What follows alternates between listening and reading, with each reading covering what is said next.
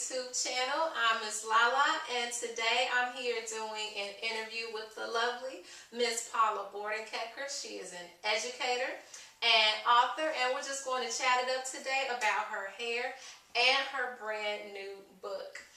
So first, Paula, I just wanted to ask you, how long have you been natural? I have been natural probably since 1995. Okay, that's a long time. A long time. So you were natural before it got kind of popular. Before it was popular. Now, what made you stop relaxing? Actually, my sister inspired me. She had moved to the DC area, and I was just coming from North Carolina, and I remember saying, I'm on my way, and I need a perm. I haven't had my hair done. And she said, don't put the perm in. Really? And I was like, what? And she said, don't put the perm in. Let's just see what happens. I've been doing some natural things with my hair, and I want you just to not touch it.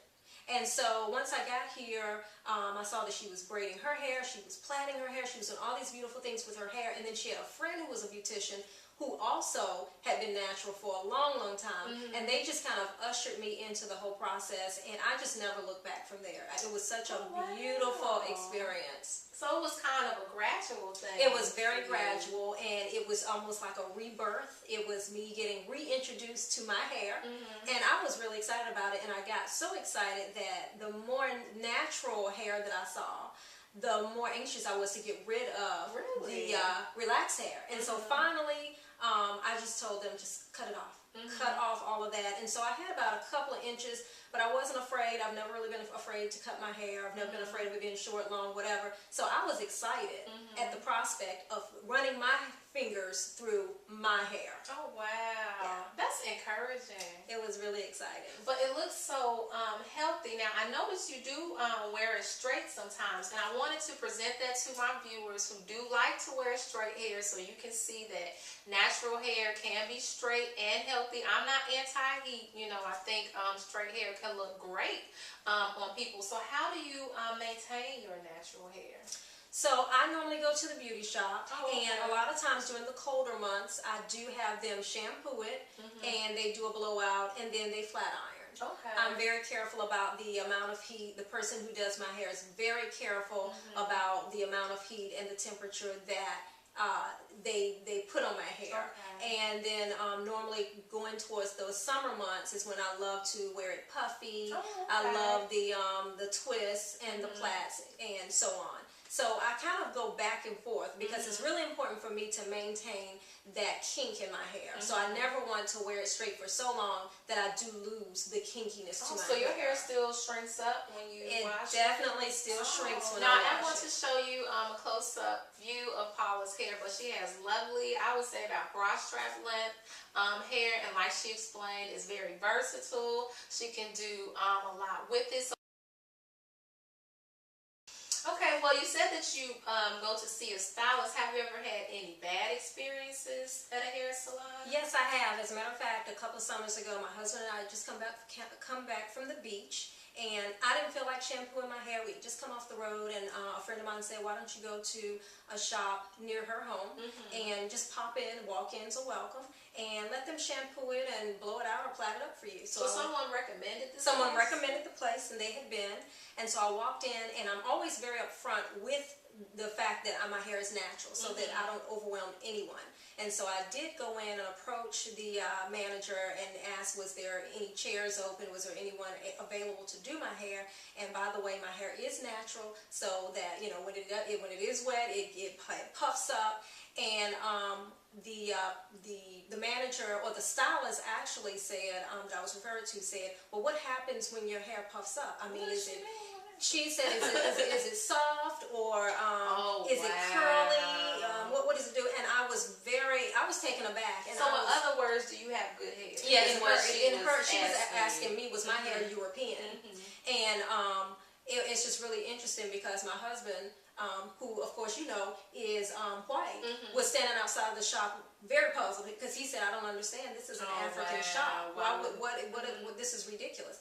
And so when they asked me that, I was shocked, and once I collected myself, then I said, well, what do you mean, is my hair curly? You mean European? No, I'm a black woman. My hair is kinky, and so when the water hits it, it's gonna kink up. Now, are you afraid? Because I can leave. Yeah. And so the lady looked at me and said, I don't think I feel like dealing with that today. Oh, wow. And I said, well, thank you very much. And my husband and I left. She said, I don't want to deal with that. Yes, she said, I don't feel like dealing with that today. Wow. And it was very saddening and disheartening, because I'm thinking, not only am I going to a black shop, but I'm going to an African-based shop. And I thought that they would be more than willing to serve me. So, you know, I mean, I call it hair discrimination is everywhere. I've also been told myself by stylists, I would not want to deal with your hair. I wouldn't touch your hair. They don't want to be bothered with kinky textures of hair. And I think it's sad, because it's really not as hard, as, I think that they think it is. And can I just share very quickly that I have had an easier time dealing with my hair on a daily basis being natural than it being relaxed any day. And it's just behaves so much better, because it does what it's supposed to do. I'm not forcing it to do anything that it's not supposed to do. Even with the heat, it's not a permanent heat. So when it does kink up, it just kinks up until I just work with it until you're ready to flatten it out again, or if you want to puff it up again. And so it's happy, because anything would be happy when it's allowed to do what it's naturally supposed to do.